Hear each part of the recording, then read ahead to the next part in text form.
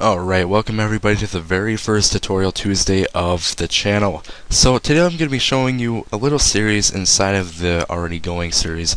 I'm going to be doing a new series on the Hammer map editor called the TF2 Spawnroom project. So pretty much what I'm going to be doing in this series is I'm going to be going over a few basic things, necessities that you really need in order to make a good spawn room.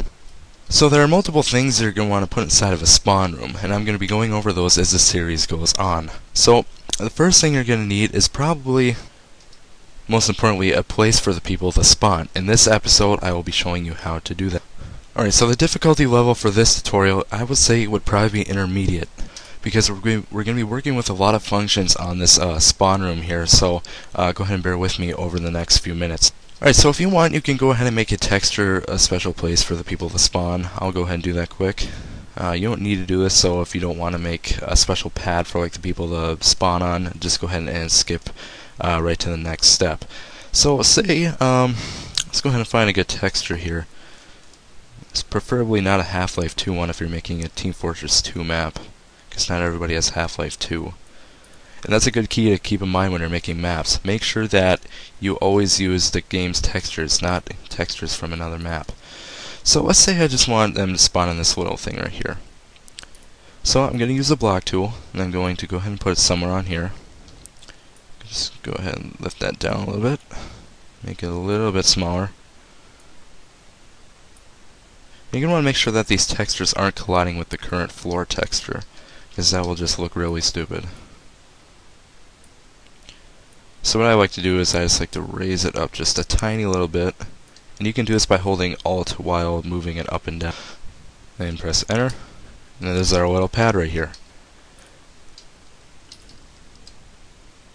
So the next thing we're going to need in our spawn room is we're going to need entities. Now these entities tell where to put the player when they spawn. So how we're going to do this is we're going to go ahead and click the entity tool here, and it should already be defaulted to info player underscore team spawn. So go ahead and click up here in your 3D view, and then it'll place one here. Now note, if the person is facing this way, this is how they will be facing when they spawn. So we're going to want them having facing this way. So how are you going to do that is going to zoom in here, click here until you see these little circles, hover over one until your mouse disappears, and left click and drag until they're about perfect right here.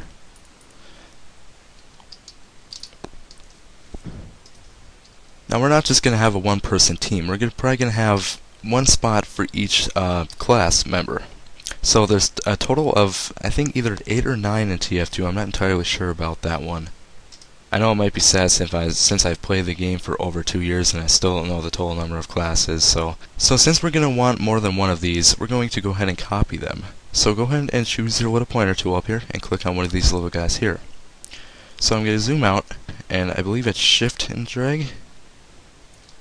Yep, hold Shift and then click and drag one to the next spot where you want it. Now if it keeps popping onto a spot like this, hold Alt, and then you can move it wherever you want around the whole grid. Now I would try to keep the spacing equal, because you don't want them colliding into each other. So I'm going to go ahead and copy about a few more of these here. These aren't equal. Sorry about that. So now if I wanted to copy this whole row, I just hold right click and choose all these at once. And now what I can do is I can hold Shift again, and I can drag this whole row up as a copy. And it didn't work there. So here we go. So here we go now. So now we have our entities set. So now if we just go into the game like this, it's not going to show anything. So now what we need to do is we need to use a trigger texture to actually make the spawn room function. So how we're going to do that is we're going to go ahead and click the block tool, then we're going to click the browse button over here on the current texture. In the texture menu, I'm going to go ahead and type in, trigger. Go ahead and choose that texture there. And then up here in our view, I'm going to want to click our block tool again, and then drag a spawn room texture around the whole block. Now note, inside this area, this is where the player will be able to change their weapons and stuff without dying. You know, reload their loadout, switch classes without having to wait for a respawn time.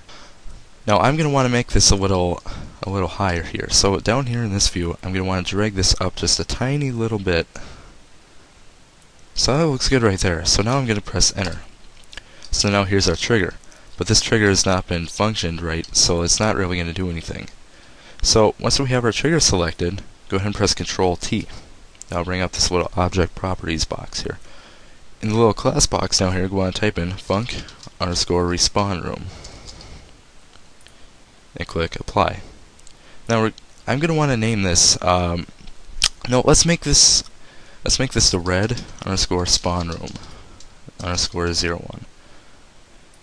So team, spawnroom, and number. Click apply. And then here, under the team tab, we can choose what team we want to be in here. And of course, since we put red, we're going to want to put red. And click apply. So now we have our spawn room. So now we're going to want to do this with the blue side too. So now we have our spawn room set up for the red team. So now we're going to want to do this for the blue team.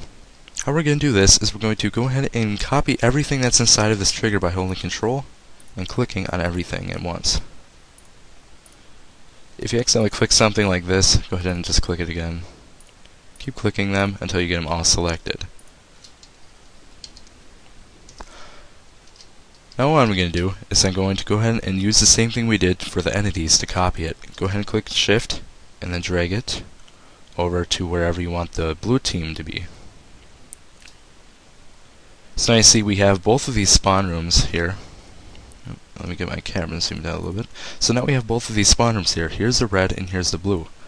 Now you can see when we copy these guys, they're facing this way again. So now we're going to want to put them back into this corner. And then we're going to want to spin them around again. Make sure when you spin them, you want the box to be perfectly straight, not like all jagged like this, because then that'll be crooked and it'll be going outside of the wall. Okay, so now we have our blue spawn room set up. But not yet. We have to change the trigger to press Control T. If this pops up, go ahead and press No, and then it'll bring up the object properties box again. In the class box, we're going to want to type in func_respawnroom again. And click apply. Then the name, we can see our red spawn room here, so we're going to make blue_spawnroom_01. So click apply. So you can see again we have our team, spawn room, and spawn room number. Team, we're going to choose blue since we have our blue spawn room here, and click apply.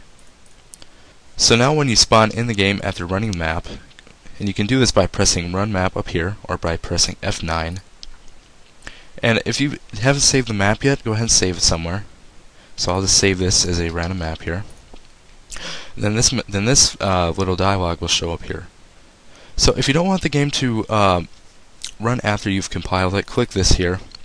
I usually have this unchecked because it goes a little bit slow right after you render a map.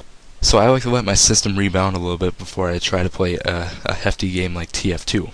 And in case you're wondering about these settings up here, just leave these alone.